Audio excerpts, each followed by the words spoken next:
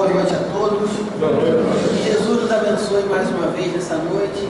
Que tenhamos condições de compreender bem a mensagem que a espiritualidade maior vai nos trazer nessa noite. O ano é 1798. Uma grande guerra está ocorrendo na Europa. É o general Napoleão que começa o seu plano de expansão do Império Francês sobre os mais variados países da Europa e, por que não, do mundo, uma vez que até nos destinos da América ele também cogitou a possibilidade de interferir, ou tentou interferir praticamente. Mas há um homem que, durante a invasão francesa na Suíça, uma guerra que produziu milhares de órfãos, esse homem começa a cuidar dessas crianças. Ele era um educador, era um pedagogo, havia estudado na Universidade de Zurique, e ele começa a cuidar dessas crianças. Ele começa a adotar essas crianças, levando-as para o antigo hospital desativado à época, e lá ele passa a educar essas crianças. Ele começa a desenvolver um método que mais tarde foi batizado como a pedagogia do amor. Um método onde os castigos físicos para aqueles alunos que não conseguiam ter o mesmo desempenho que os outros não eram mais utilizados. Ele passa a difundir a sua ideia entre aquelas mentes jovens de que com amor, com paciência, com carinho se aprende muito mais do que através da violência, do que através da imposição. Esse homem é Jean Henri Pestalozzi. Mais tarde, no ano de 1802, Pestalozzi vai a Paris, já como um deputado eleito do Império Francês. Ele vai a Paris e consegue uma audiência com o próprio imperador Napoleão e tenta, de todas as formas, convencer o imperador a criar um plano nacional de educação primária. Mas o imperador, envolvido na sua guerra, com a sua mente dominada por um plano megalomaníaco de expansão do seu império, de dominação e controle total do mundo conhecido até então, diz para ele que não tem tempo e nem dinheiro a gastar com mentes jovens ainda.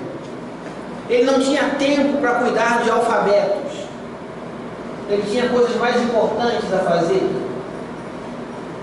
Mais tarde, então, a partir de 1804, Pestalozzi já havia perdido o seu cargo como parlamentar, já havia vencido o seu mandato. Ele resolve, então, se fixar na cidade de Verdun. E lá ele cria o seu Instituto de Educação e começa ali a educar as mentes mais jovens de todo o mundo, naquele seu método da pedagogia do amor. É quando, então, ele recebe um aluno brilhante já desde jovem, o jovem Hippolyte Léon Delisle Rivail, mais tarde conhecido por Allan Kardec. Criança, aos 9 anos, vai estudar no Instituto de Pestalozzi. Aos 9 anos, ele começa a receber a educação básica naquele local, já sendo influenciado pela pedagogia do amor. E o jovem Rivail era brilhante. Mostra-se com uma inteligência superior aos demais desde cedo. E principalmente, mostra-se também com um coração bondoso e amoroso, igual não tinha se visto ali ainda naquele colégio. Ele passa a ensinar gratuitamente aos seus alunos, aos seus amigos de escola, que não tinham a mesma facilidade de aprender que ele.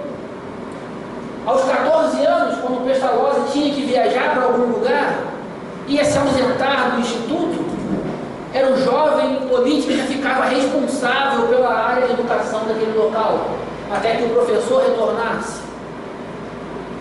E é assim que o codificador do Espiritismo recebe a sua educação. Ele sai dali impregnado por aquele método de ensinar com amor. E era um método que Pestalozzi levava tão a sério que, se ele percebesse que alguns dos seus professores estavam tendo dificuldade em ensinar daquela maneira, ainda estavam usando recursos antigos de intimidação, de castigo, de violência, ele tentava um curso de reciclagem com aquele professor, e se nada desse certo, ele acabava demitindo aquele profissional, não importasse o seu gabarito acadêmico, não importasse o seu currículo. Ele dizia que quem não sabia ensinar com amor não servia para trabalhar ali. Quando uma criança chegava àquele local, o Pestalozzi fazia questão de se ajoelhar na frente daquela criança e ficar na mesma altura dos olhos daquela criança. Eles colocavam em pé de igualdade com aquele aluno novo que chegava. Porque ele dizia que ali naquele instituto todos eram iguais. Todos eram ao mesmo tempo professores e aprendizes. Não importasse o tempo de vida na Terra. Não importasse o tanto que um tinha estudado mais do que o outro. Mas ali todos estavam imbuídos no desejo de aprender mutuamente. Aprender através do amor. E essa é uma pedagogia que depois se espalhou pelo mundo inteiro. Até anos atrás, aqui no Brasil, ainda se utilizava aquele método antigo da palmatória, fazia a questão na tabuada, quem não sabia, a professora mandava estender a mão, e a professora batia com a palmatória na mão do aluno. Não faz tanto tempo assim.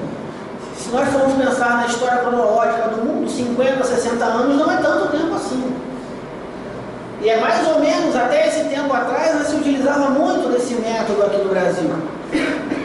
Hoje em dia os métodos são outros. Embora nós percebamos que, infelizmente, ainda existam outros tipos de violência nas escolas. Os alunos são violentados de uma outra maneira. Não mais com castigo físico, mas muitos com castigo psicológico terrível, com as exigências terríveis que o mundo moderno nos traz. E eu conheço jovens, adolescentes e crianças que desde cedo já têm uma carga de atividades que muito adulto não tem. E a criança estuda de manhã, chega em casa, almoça, vai para o curso à tarde, outros fazem curso também à noite, porque os pais dizem que os filhos têm que aproveitar todas as oportunidades que eles têm naquele momento. E eu concordo com isso. Eu concordo que se nós podemos prover possibilidades e oportunidades de crescimento aos nossos jovens, que isso seja feito, que isso seja fornecido a esses jovens. Mas a tudo há um limite. Não podemos esquecer que as crianças também têm que ter o tempo de ser crianças. Que os adolescentes têm que ter o tempo de ser adolescentes e cuidar dos interesses que são comuns a crianças e adolescentes.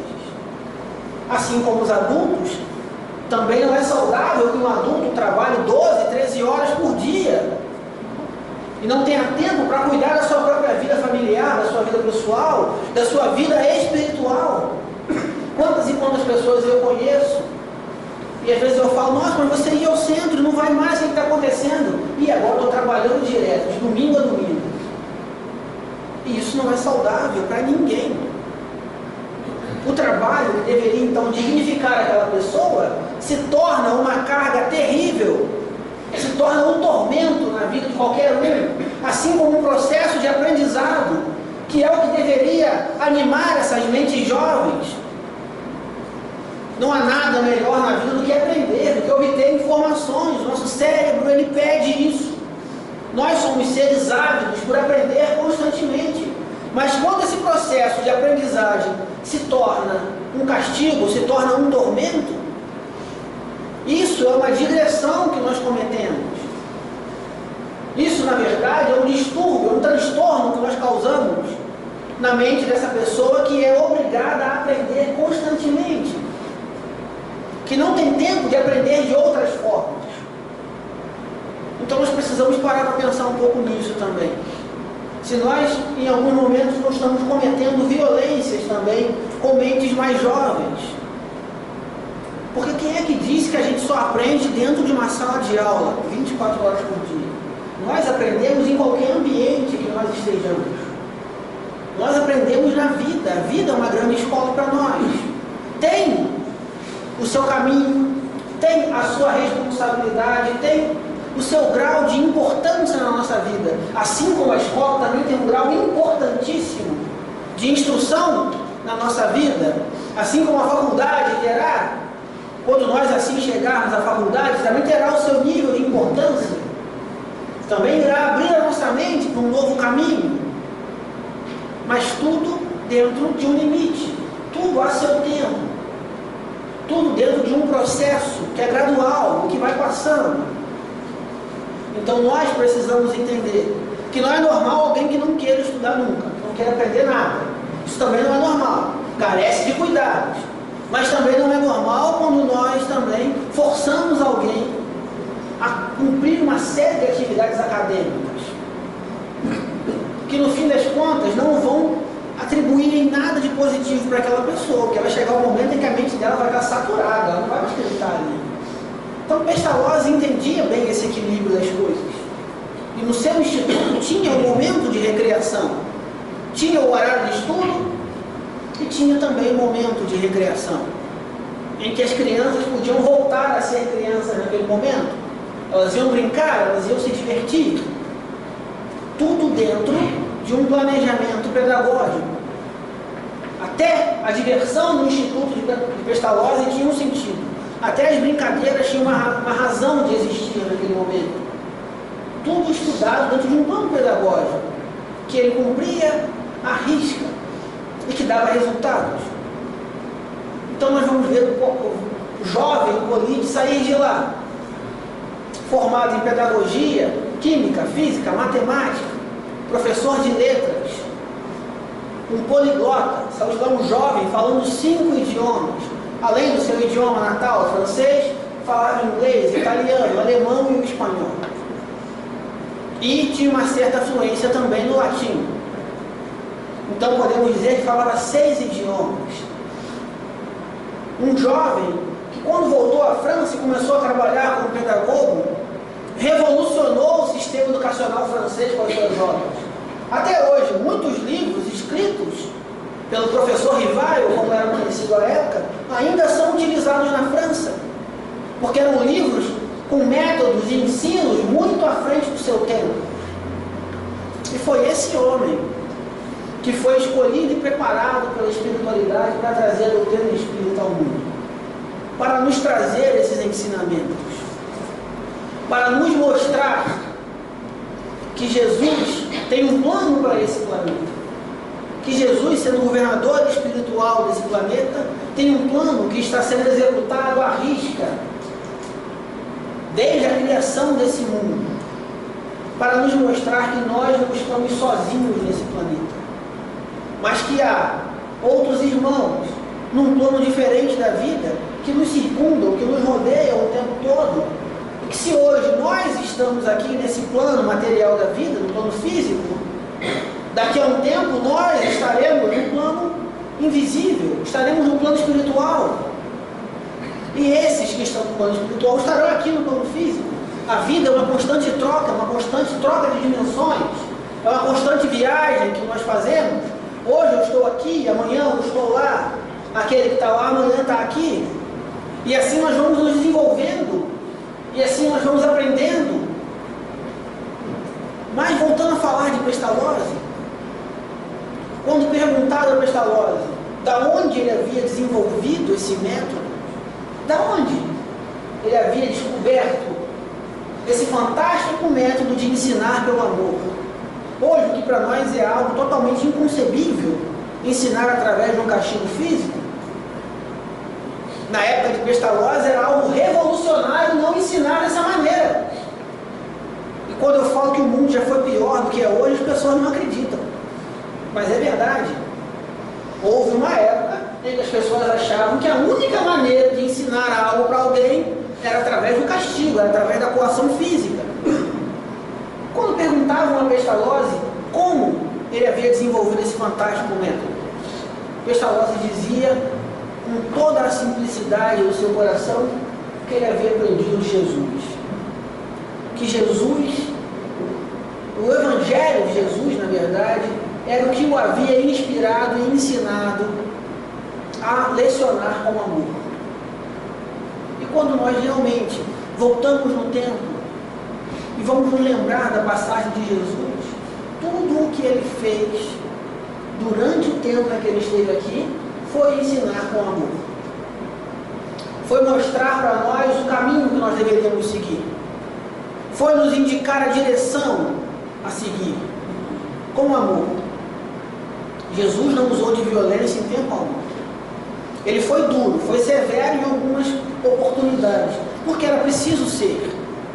Mas até mesmo a sua severidade era uma severidade carregada de amor. Era uma severidade voltada para nos chamar a atenção de algo que nós não estávamos enxergando naquele momento. Vamos lembrar de algumas passagens do Mestre Jesus, descritas no Evangelho. A mulher adúltera. Uma lição no amor. Em momento algum Jesus acusou ninguém. Unicamente ele pediu que se alguém tivesse pecado, que atirasse a primeira pedra. Se alguém não tivesse pecado, que atirasse a primeira pedra. Ali mostrando para todos que nenhum de nós tem o direito de julgar ao outro. Que nenhum de nós tem o direito de apontar o dedo a ninguém. Porque todos nós somos passíveis de erro. Todos nós já cometemos excessos na nossa vida. Já cometemos alguns desatinos. Todos nós, em algum momento, já nos deixamos perder pela raiva, pelo desespero, pela tristeza, pela falta de fé, pela falta de confiança. Então eu não tenho o direito de julgar o outro que em algum momento também comete algo de errado. Eu não tenho o direito de apontar o dedo para o outro, como se ele fosse a pior das criaturas, se em algum momento eu também irei errar.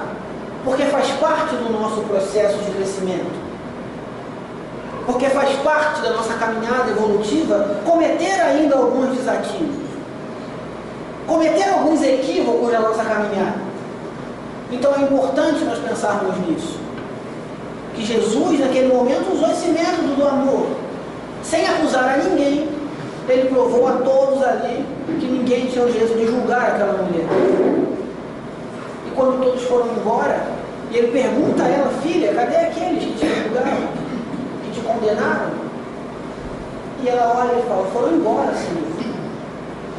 Então eu também não te condeno.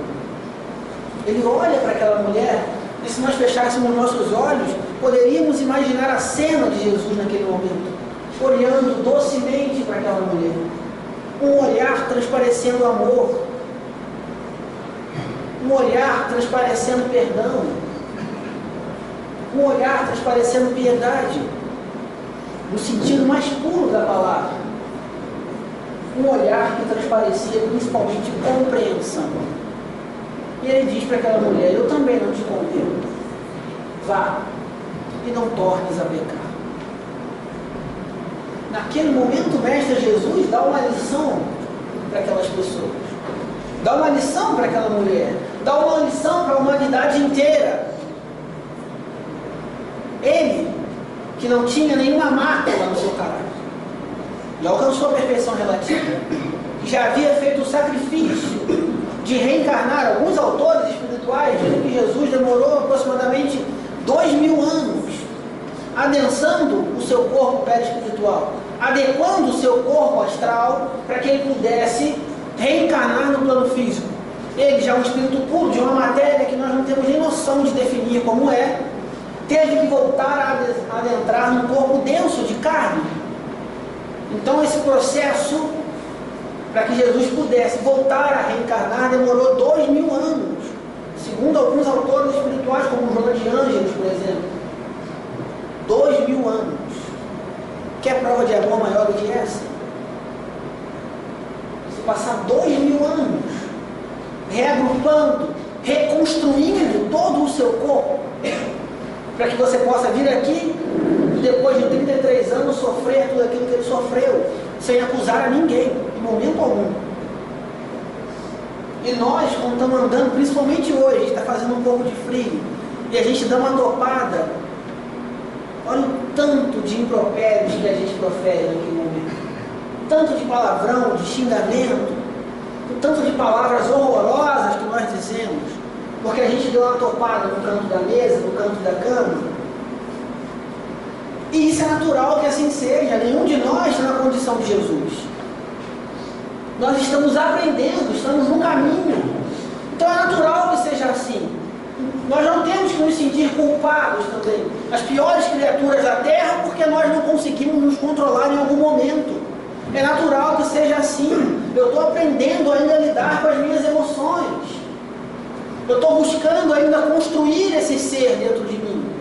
Hoje, eu tenho que ter a consciência de que eu sou o ser mais perfeito que eu posso ser. Hoje. Amanhã, esse nível de perfeição, essa noção de perfeição vai mudar. E eu vou tentar alcançar um novo patamar. E assim vai nessa construção do dia a dia. Mas hoje eu sou o melhor que eu posso ser. Eu tenho que ter essa consciência de que hoje eu estou fazendo o que de melhor eu posso. E se eu não consigo ainda atingir níveis mais altos, que eu não me frustre com isso. Eu tenho visto muitos espíritas, inclusive, pessoas frustradas. Porque começam a estudar a doutrina espírita e começam a ver ali uma série de características que estão descritas no Evangelho segundo o Espiritismo, no Livro dos Espíritos e nas demais obras, que estão descritas ali dizendo o que é que um ser evoluído tem que ter para ser considerado evoluído. Como é que a pessoa tem que ser? Quais são as características? E as pessoas se frustram porque não conseguiram chegar lá ainda. Eu vejo muito isso. Vejo que para algumas pessoas a doutrina espírita se torna muito mais um peso, um fardo, do que um caminho de libertação, do que um caminho de autoconhecimento, do que um caminho de elevação moral e intelectual de si mesmo. Afastam de Deus muito mais do que aproximam. E isso me preocupa. É sinal de que essas pessoas não estão compreendendo bem os ensinamentos espíritas. Ainda não pararam para perceber que para alcançar determinadas características leva tempo, é um processo, não é da noite para o dia. Então eu percebo que as pessoas estão muito seletivas. Elas querem ter todas aquelas características fantásticas de um espírito evoluído, mas elas não querem esperar o tempo necessário para que as coisas aconteçam. Elas não querem passar pelo processo de aprendizado que é necessário. Então elas estão seletivas naquilo que acreditam ou não. Elas não conseguem compreender que Jesus é um espírito puro, evoluído, alcançou a perfeição relativa, é o governador espiritual da Terra desde que a Terra foi, antes da Terra ser criada, na verdade, Jesus já havia sido designado para estar aqui.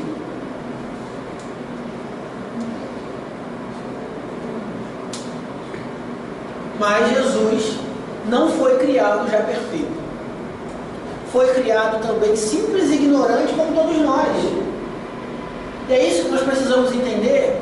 Jesus também passou por todos os processos que nós passamos de aprendizado, de equívocos, de melhora, até atingir o nível que ele está hoje, que nós realmente não temos nem noção de qual seja verdadeiramente.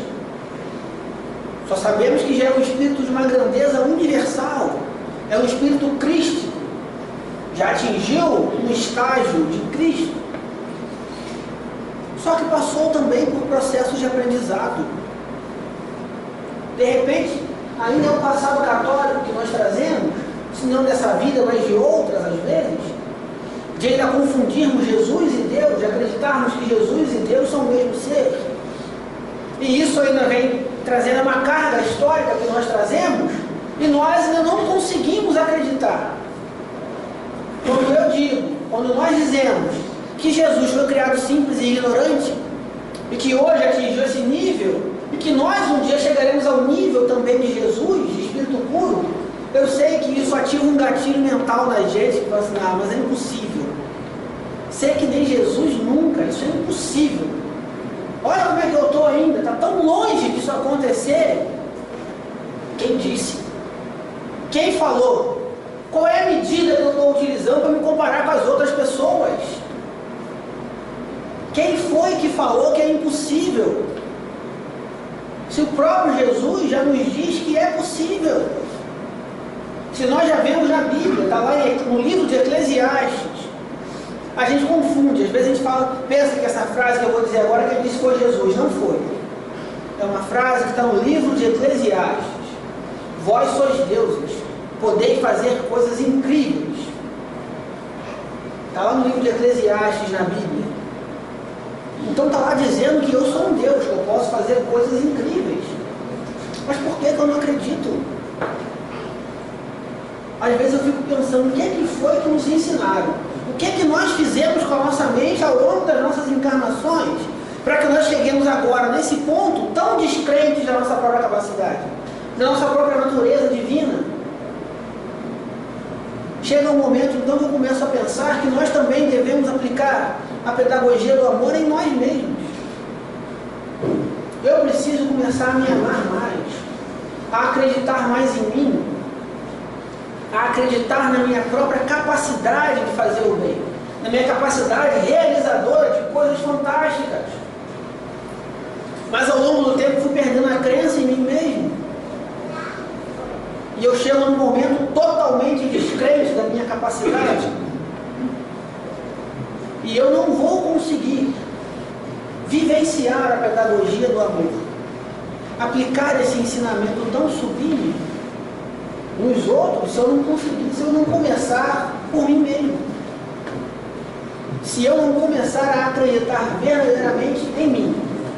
Eu sou um ser criado por Deus. Todos nós aqui, encarnados e desencarnados, seja Jesus ou seja ainda aquele ser que está lá nos umbrais mais densos, nos abismos, que não quer, está há milhares de anos ou até milhões de anos numa condição evolutiva em que ele não sai do lugar, porque ele não quer. Ele continua sendo aquele ser que comanda a espiritualidade inferior. Seja esse ser, ou seja Jesus, foi criado por Deus.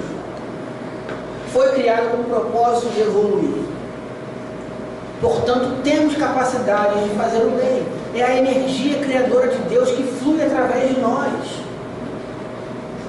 Nós temos a energia do amor de Deus fluindo no nosso corpo, nos animando todo dia. Deus criou a cada um de nós com carinho, com amor. Ele quis, naquele momento em que Ele estava nos criando, dar o melhor de si na nossa criação. E nos ama de maneira única e especial a cada um de nós, porque conhece a nossa natureza, porque conhece o que nós somos. No seu amor infinito nos deu Jesus para nos ensinar, o maior pedagogo que já pode ter existido. Um homem que sabia a palavra certa no momento certo para cada situação. Como muitas vezes tinha palavras de carinho, em determinados momentos era duro, era severo, como eu disse anteriormente, porque era necessário ser naquele momento. Como quando foi tentado no templo por aqueles fariseus que o acusavam de ser um charlatão, e naquele momento ele precisou ser mais duro, mais severo. Raça de víboras, sepulcros caiados, brancos por fora e cheios de imundícies por dentro, guias cegos, não entram no reino dos céus e nem deixam os outros homens entrarem. Cegos guiando cegos só tendem a cair no abismo. Mas naquele momento era necessário. E às vezes a gente olha e pensa assim, mas onde é que está o amor nisso daí? Falar assim com uma pessoa? Mas ali o amor se materializa na figura de alguém que podia falar daquela maneira. Quando falava daquele jeito, era para que as pessoas despertassem naquele momento. Não tinha ali arrogância, não tinha ali a raiva, não tinha o ódio, não tinha o orgulho ferido. Nada disso. Tinha a grandeza moral e espiritual daquele ser, que podia falar com as pessoas daquela maneira. Assim como também não tinha em nenhum momento um sentido de superioridade de Jesus sobre os outros, quando ele dizia que ele era o caminho, a verdade e a vida. Ele simplesmente estava dizendo a verdade, que naquele momento ele é o ser que deveria ser seguido nos seus exemplos, nas suas atitudes, nos seus ensinamentos. Não tinha em momento algum um Jesus se mostrando superior aos outros, no sentido pior da palavra. Não tinha Jesus humilhando a ninguém, pisando em ninguém. Então foi um homem que sabia o que dizer, no momento certo para dizer, e sabia para quem dizer, principalmente. Um homem que numa conversa em público ou numa conversa em particular tinha o mesmo procedimento. agia da mesma maneira como agiu com Pedro. Pedro, perdoa. Mas quantas vezes, Senhor, devo eu perdoar? Até 7 vezes? Não, Pedro. 70 vezes 7. Notem bem a grandeza dos ensinamentos desse homem. Isso me lembra uma história interessante, que certa vez, Chico Xavier, ele sempre era visitado por uma senhora que tinha problemas com o marido bebia muito, se tornava violento. E ela sempre ia lá e se queixava para Chico Xavier. E um belo dia, Chico Xavier, já não aguentando mais ouvir as reclamações daquela mulher, ele tem a intenção de falar para ela: olha, minha filha, separa desse homem, não fica mais com ele. Está te dando muito aborrecimento. E Emmanuel, capitão dos pensamentos de Chico, apareceu para ele assim: Chico, não faça isso. Não dê esse conselho para ela. É necessário para a evolução dessa irmã passar por essas situações, não faça isso. E aí Chico Xavier ficou aquilo na cabeça e perguntou mentalmente a Emmanuel: então o que eu faço? Diga que ela precisa perdoar. Como Jesus nos ensinou, perdoar 70 vezes 7. E aí Chico Xavier falou para ela: minha irmã, perdoa. Jesus nos pede para perdoar 70 vezes 7. E ela é mesmo 70 vezes 7? Exatamente, minha irmã. Ela: então deixa eu fazer as contas aqui, seu Chico. Eu estou com ele, já tem 20 anos, devo perdoar ele mais ou menos umas 50 vezes por ano, já passei muito da conta. 70 vezes 7 é 490 vezes. E aí Chico Xavier olhou para ela e não sabia o que responder. E aí a Emmanuel falou para ela: Chico, fala para ela que é 70 vezes 7 cada erro que ele cometer. Não é tão simples assim. Até que ela se acostuma a perdoar constantemente. Para a gente entender como que nós, muitas vezes, somos seletivos nas nossas ideias. Nós aprendemos só aquilo que é bom para nós. O que não cabe muito, o que vai me contrariar, o que vai tocar na minha consciência de maneira a me fazer ser um pouco mais reflexivo, rever as minhas atitudes, eu não quero, não me serve. Há um tempo atrás eu conversando com um amigo e ele estava tentando me convencer de que no Brasil deveria ser permitido o porte de armas, a população poderia andar armada. Ele é a favor do porte de armas. É a opinião dele, eu respeito, mas ele estava tentando me convencer. E eu falando para ele que não aceito, não concordo, é uma opinião minha também, pessoal, que eu não aceito, não acho válido, não acho que as pessoas, nem se as pessoas tivessem um equilíbrio emocional muito grande, poderia ter, quanto mais uma sociedade desequilibrada como a que nós vivemos atualmente. Imagina os desatinos que seriam cometidos. Mas essa é a minha opinião. E ele, até pouco tempo atrás, era espírita. Estudava no doutrina espírita, pelo menos. Estudou comigo várias vezes. E eu falei com ele: mas você até pouco tempo atrás era espírita. Você não acredita em mais nada do que a gente estudou junto, do que a gente aprendeu? Para você que o doutrina mais serve, não serve mais nada. E ele falou assim para mim: não, acredito em algumas coisas. Eu acredito na lei de ação e reação. Olha como que as pessoas tentam, de todas as maneiras, reverter os ensinamentos de acordo com a sua própria ótica, com a sua própria percepção. O que ele estava querendo dizer para mim? Que se alguém tentava prejudicar ele, então se alguém tentava assaltá-lo, tentava matá-lo, a lei de ação e reação permitia que ele também, armado, se defendesse atirando na outra pessoa. Eu confesso a vocês que depois que ele me falou isso, eu não tive nem mais argumentos, eu desisti. Eu falei assim: não, tudo bem. É a sua opinião, vou respeitar, não quero mais falar sobre isso. Nós não temos nem o que falar com uma pessoa que já chegou a esse ponto. Mas é assim que nós vemos a nossa sociedade atualmente. Pessoas com posicionamentos extremamente radicais. Pessoas que não sabem mais dialogar sobre nenhum assunto. Seja ele política, seja ele qualquer assunto. As pessoas não conseguem mais manter um diálogo saudável, porque quando chega um ponto que um não concorda com o outro, vira briga. Não há mais um debate de ideias, em que um coloca a sua argumentação, o outro responde, e aí os dois tentam chegar num consenso ou não. pode ser que não se chegue a um consenso, mas que jamais se possa sair do razoável, da educação, do respeito. E eu não consigo mais conversar com pessoas assim, eu admito. Esses assuntos são assuntos que eu até evito falar, justamente por isso, não adianta. E como já diz Jesus no seu Evangelho, a gente não deve jogar pérolas aos porcos.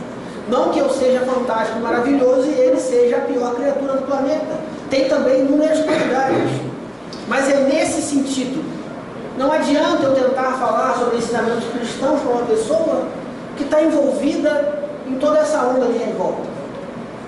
Eu só vou me aborrecer e vou acabar entrando na mesma onda mental do outro e acabo me prejudicando muito mais do que ajudando o outro. São situações na nossa vida em que há momentos em que é melhor calar. E quanto que nós ainda precisamos aprender a nos calar no momento oportuno, a nos calar no momento devido, para não gerar uma situação ainda mais constrangedora. Isso não é omissão. Eu posso expor minha opinião, eu posso expor as minhas preferências sem problema algum, mas eu não preciso fazer de toda a opinião que eu emitir uma verdade absoluta. Há outros com outras verdades absolutas para si. E estarmos aqui nesse mundo, vivendo em sociedade, é um grande exercício que nós fazemos para aprender a respeitar a verdade do outro. Assim como eu também quero que os outros respeitem o meu pensamento, o meu modo de pensar. Assim como eu espero que os outros aceitem a minha maneira de viver, eu também tenho que aceitar a maneira do outro. E se eu, por algum motivo, não consigo aceitar determinada postura, então que eu me afaste dessas posturas. Que eu procure absorver do outro só aquilo que ele tem de melhor. E que eu compreenda que todos nós estamos num processo de aprendizado. Todos nós estamos num processo de educação que pode ser um processo de educação pelo amor, se nós escolhermos aprender pelo amor. Porque é sempre muito mais suave, é sempre muito mais prazeroso do que aprender pela dor. Todos nós que estamos aqui já temos as duas experiências. Todos nós. Nenhum de nós aqui é um espírito que foi criado agora. Todos nós já temos uma longa caminhada espiritual. E já sabemos como é aprender pelo amor e como é aprender pela dor. Isso não é um mistério para mais ninguém, para nenhum de nós. Então nós já temos condições de escolher de que maneira eu vou aprender, de que maneira eu vou seguir caminhando nessa estrada evolutiva que eu estou percorrendo. Todos nós já podemos escolher. O que falta para nós então é vontade de escolher certo, de escolher bem. André Luiz, no livro Evolução em Dois Mundos, fala, para a gente ter uma noção do tempo que a gente está aqui na Terra, que todos nós, que os espíritos, desde quando saiu a partícula de Deus, desde quando nós éramos o que é chamado lá de psicoátomo, é chamado por André Luiz de psicoátomo, ou seja, a partícula primária de Deus, até quando nós estivemos numa condição de termos um espírito habitando o corpo físico, de nós, espíritos, habitarmos um corpo físico, iniciarmos a nossa caminhada evolutiva como seres humanos, nós tivemos uma trajetória de 150 milhões de séculos, não de anos, de séculos. Isso dá 1,5 bilhão de anos. Esse é o tempo da nossa caminhada no reino mineral, vegetal, animal, até chegarmos no reino nominal. Então nós já temos uma carga muito grande de informações antes de começarmos o desenvolvimento do nosso raciocínio, o desenvolvimento da nossa inteligência. Mas toda essa carga é uma carga instintiva. Nós aprendemos a utilizar instintos. Então, em cada estágio pelo qual nós passamos, nós aprendemos uma funcionalidade diferente. E até mesmo a energia que depois se transforma em corpo físico, passando por esses estágios de desenvolvimento, também foi aprendendo. Foi aprendendo como um corpo físico se comporta. Então nós vamos ver, por exemplo, no reino vegetal, a planta tem um núcleo E esse núcleo bombeia a seiva por toda a planta e vai levar os nutrientes. E no corpo físico nós vamos ver uma constituição bem parecida, que é o nosso coração bombeando sangue para todo o nosso corpo, levando também oxigênio e os demais nutrientes a todos os órgãos do nosso corpo, a todas as partes, a todas as partes do nosso corpo.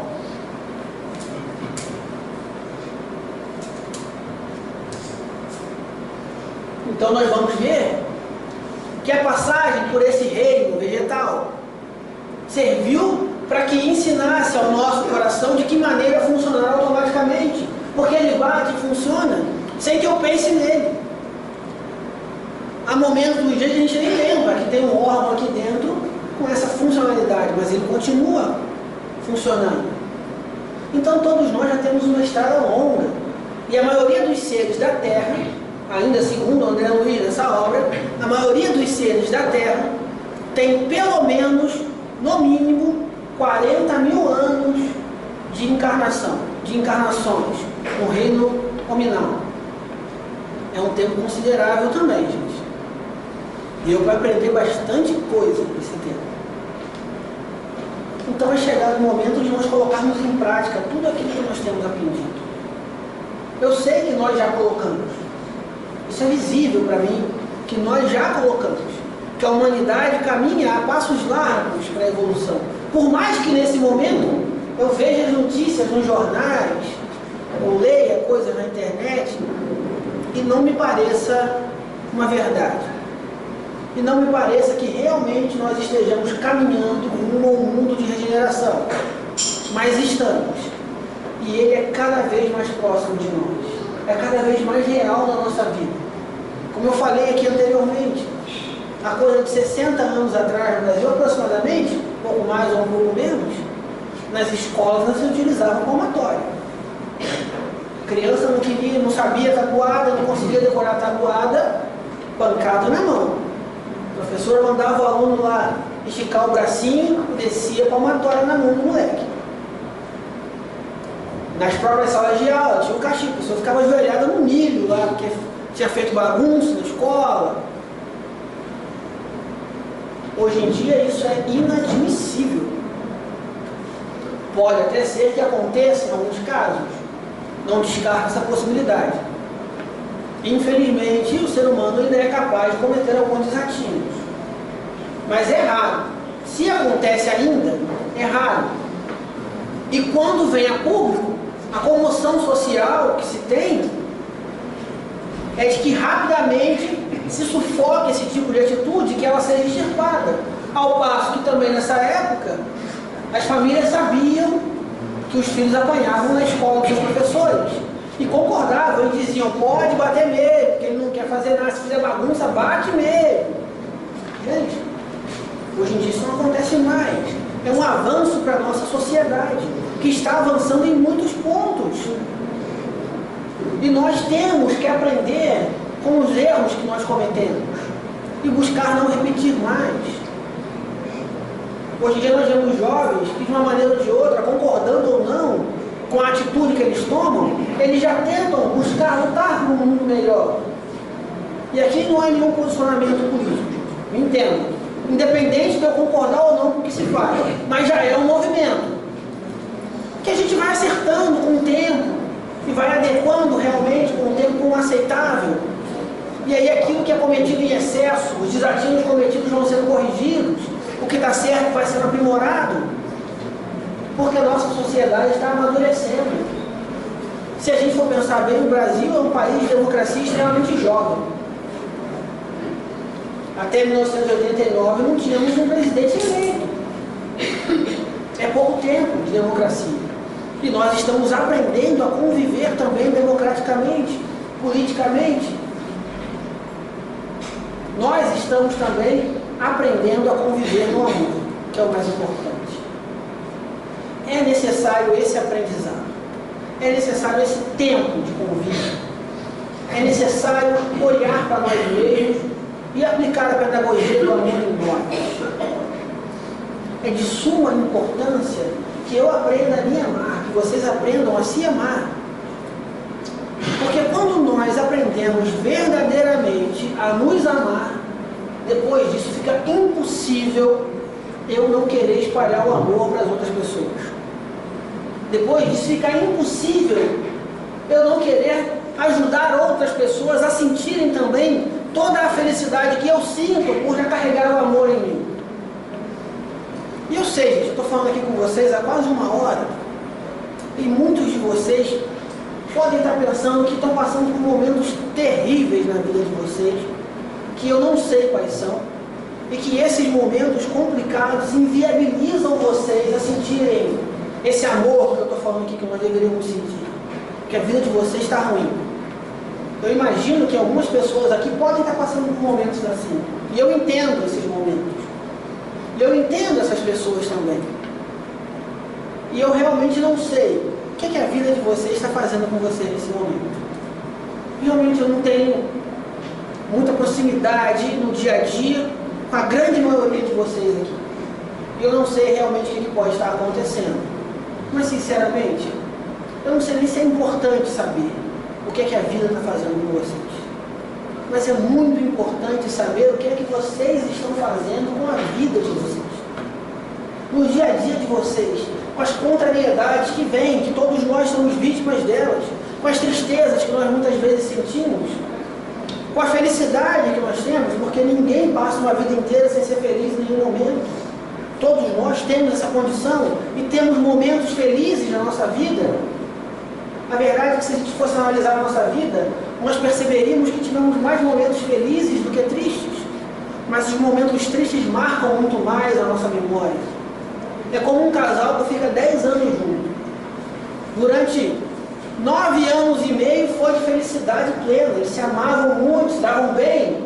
6 meses foi uma briga constante, terrível. Foi tão complicado esses 6 meses que eles resolveram se separar.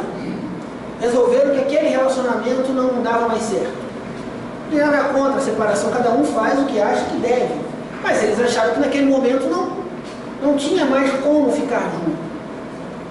E esse casal depois passa a se odiar. Eles esquecem que eles viveram mais de 9 anos de plena felicidade. Mas os 6 meses ruins foram os meses que ficaram marcados na mente. Por que é que as palavras ruins não nos marcam muito mais do que as palavras boas?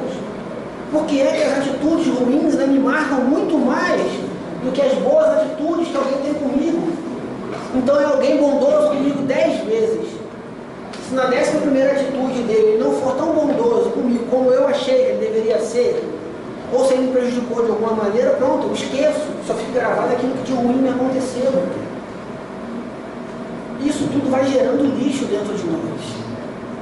Isso tudo vai atravancando a nossa vida. E a gente não consegue sair do lugar. Porque a nossa caçamba está cheia de lixo. E a nossa capacidade de carregar lixo, ela está muito excedida. Tem muito mais lixo.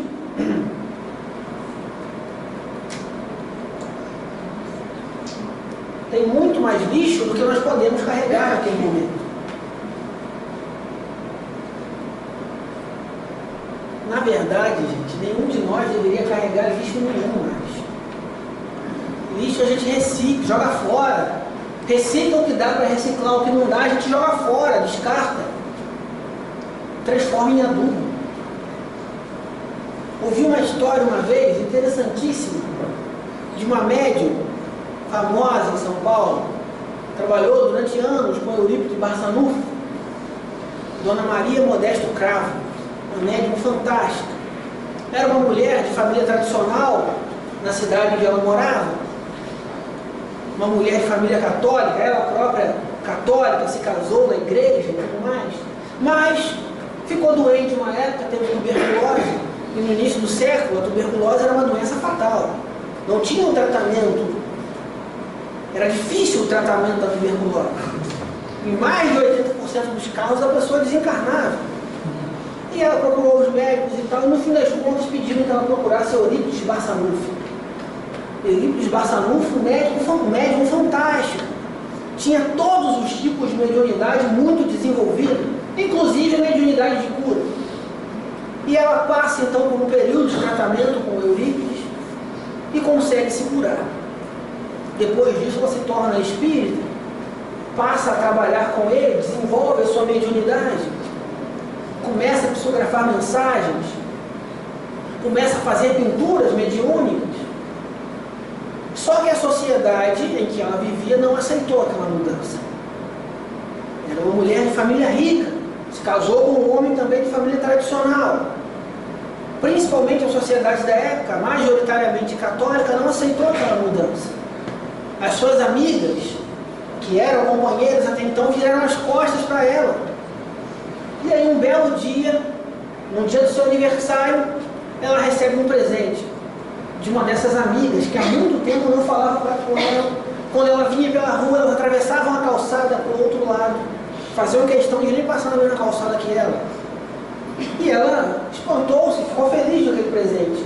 Quando ela abre o embrulho, era um vaso lindo, de porcelana inglesa, bordado, bonito o vaso. E quando ela olha dentro do vaso, o vaso estava cheio de fezes humanas. E junto com o vaso, um bilhete que dizia: isso é o presente que você merece por ter nos traído. Passado um tempo, alguns meses, foi aniversário dessa outra mulher que havia mandado presente para Dona Maria Modesto Cravo. Ela estava em casa e recebe um lindo ramo de flores, rosas vermelhas lindas. Quando ela vai ver o cartão, era da Dona Maria Modesto Cravo. E ela no cartão dizia: aí está o fruto que o presente que você me mandou gerou. Os meus mais sinceros parabéns e muitas felicidades, meu amigo. Maria Modesto Cravo. Então o que é que eu faço com o que a vida me traz de ruim? Aquela mulher recebeu fezes humanas e mandou flores de volta. E eu sei que nem sempre a gente consegue fazer isso. Eu não consigo fazer isso o tempo inteiro. Embora eu tente, mas não consigo fazer isso o tempo todo. E é natural que seja assim. Eu estou num processo de aprendizado. Nós estamos evoluindo, aprendendo a cada dia. Mas é também interessante se nós já começarmos a tentar essa mudança. Se nós já tivermos a boa intenção de, no momento que eu recebo algo ruim de alguém, tentar de alguma maneira filtrar aquilo que eu recebi de alguém e tentar devolver algo melhor. No início, gente, vai ser terrível, vai ser custoso demais, porque nós não estamos acostumados a agir assim. Nós estamos acostumados a bater ou levou. Não é assim? Eu sou uma pessoa muito boa. Quantas vezes a gente já ouviu isso? Eu sou uma pessoa muito boa, mas se pisar no meu calo, como é que é? Eu dou um boi para não entrar numa briga, mas dou uma boiada para não sair daquilo que eu entrei. Nós estamos ainda acostumados a isso, ao revanchismo. Mas todos nós temos condições de começar a mudar um pouco o nosso padrão vibratório. Começar a mudar um pouco as nossas atitudes. E buscar sermos melhores a cada dia. Isso é uma condição humana. Não chega nem a ser uma condição divina. Ser melhor a cada dia é uma condição humana. Que todos nós temos total capacidade de atender a essa condição. Então, na noite de hoje, eu gostaria de agradecer a Deus, primeiramente, por nos ter criado, a Jesus pelos ensinamentos de sempre, por ser nosso modelo e guia para as nossas vidas, a espiritualidade amiga pela inspiração dessa noite, a direção da casa pelo convite, muito obrigado por mais uma oportunidade de estar aqui, e a cada um de vocês que escolheu estar aqui essa noite. Isso é importante frisar. Ninguém nos obrigou a estar aqui. Quando nós formos deitar mais tarde, se a gente resolver utilizar o método de Santo Agostinho e começar a pensar no nosso dia, o que eu fiz de bom, o que eu fiz de ruim, se a gente começar a perceber que o nosso dia poderia ter sido um pouquinho melhor do que foi, lembre-se de uma coisa: pelo menos uma escolha certa nós fizemos. Nós escolhemos estar aqui na noite de hoje. Todos nós, ninguém nos obrigou a estar aqui. Todos nós, na noite de hoje, escolhemos a opção de vir aqui participar do banquete espiritual que nos é preparado. Participar desse tratamento que já é feito em nós pela espiritualidade, desde o momento em que nós decidimos vir para a casa espírita. Eles já estão ali conosco, fazendo uma verdadeira cirurgia espiritual em nós. limpando a nossa energia. E quando nós adentramos na casa espírita, nós passamos por um portal, por uma outra dimensão da vida. E aqui dentro nós participamos desse banquete. E daqui a pouco, no momento do passe, é como dizem, é só a cereja no bolo. Porque todo o tratamento já começou a ser feito muito antes. E aí a gente vai para dar o último polimento, o acabamento do serviço que já está sendo feito desde cedo em nós. Então isso é muito importante, fazer boas escolhas na nossa vida. E hoje nós fizemos mais uma. Então muito obrigado, que assim seja, graças a Deus.